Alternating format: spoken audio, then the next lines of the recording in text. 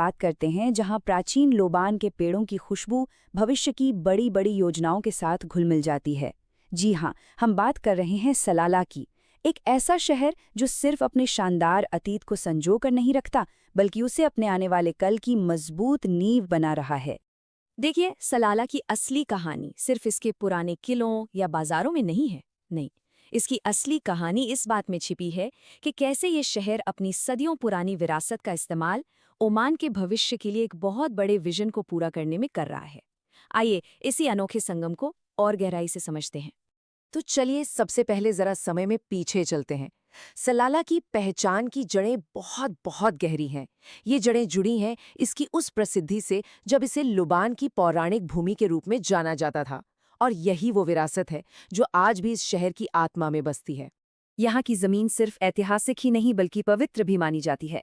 ऐसा कहा जाता है कि ये पैगंबर इमरान का विश्राम स्थल है, जो वर्जिन मैरी के पिता थे। ये गहरा आध्यात्मिक संबंध शहर के सांस्कृतिक विरासत का एक बहुत ही अहम हिस्सा है और यहाँ आने वालों के लिए एक बड़ी श्रद्धा का केंद्र है। और बात सिर्फ यहीं खत्म नहीं होती। यहाँ की कहानियां तो और भी गहरी हैं। ये जो खंडर दिख रहे हैं, माना जाता है कि ये महान रानी शीबा के महल के हैं, जिनका नाम इतिहास की सबसे शक्तिशाली और रहस्यमयी शासकों में लिया जाता है। ये इस बात का पक्का सबूत है कि सलाला सदियों से सत्ता और व्यापार का एक बड़ा सेंटर रहा है। लेकिन ये सब सिर्फ किस्से कहानियां नहीं हैं। नहीं नहीं, इसे आप अपनी आंखों से देख सकते हैं, महसूस कर सकते हैं। लोबान भूमि संग्रहालय और खोर रोरी जैसे यूनेस्को वर्ल्ड हेरिटेज साइट्स इस बात के जीते जागते प्रमाण हैं कि कैसे इस शहर ने सदियों तक दुनिया के सबसे कीमती व्यापारिक रास्तों में से एक पर अपना कंट्रोल रखा।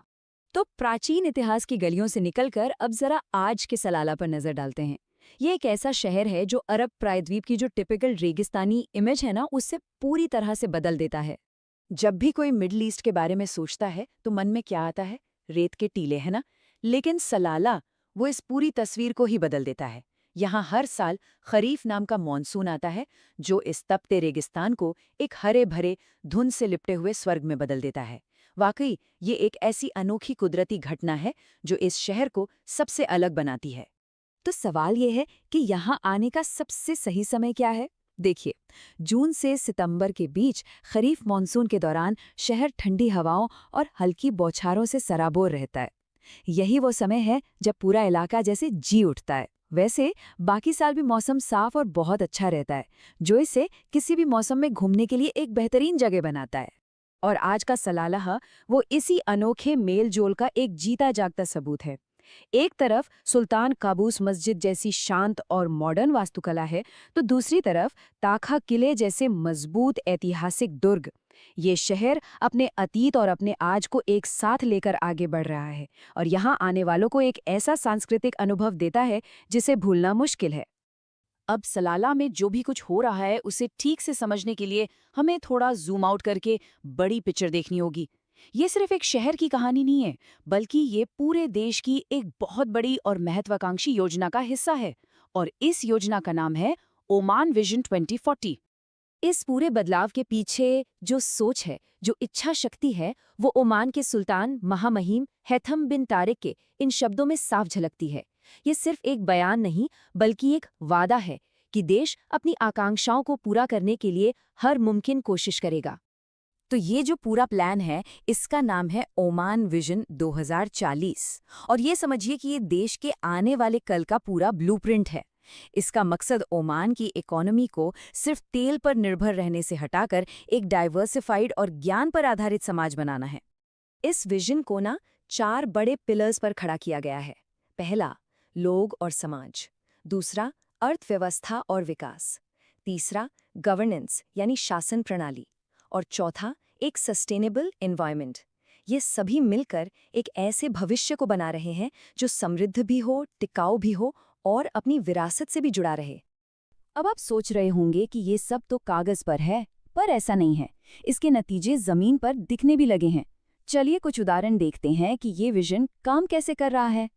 एजुकेशन के फील्ड में देखिए, सुल्तान कबूस यूनिवर्सिटी ने हाल ही में क्या किया? QS वर्ल्ड यूनिवर्सिटी रैंकिंग में सीधे 92 पायदान की छलांग लगा दी। ये कोई छोटी बात नहीं है। ये दिखाता है कि ओमान अपने युवाओं को वर्ल्ड क्लास शिक्षा देने के लिए कितना सीरियस है। और इकोनॉमी के मोर्चे पर, अरे वहां तो और भी बड़ी कामयाबी मिली है। सिर्फ 1 साल के अंदर ओमान इकोनॉमिक फ्रीडम इंडेक्स में 39 रैंक ऊपर चढ़ गया है।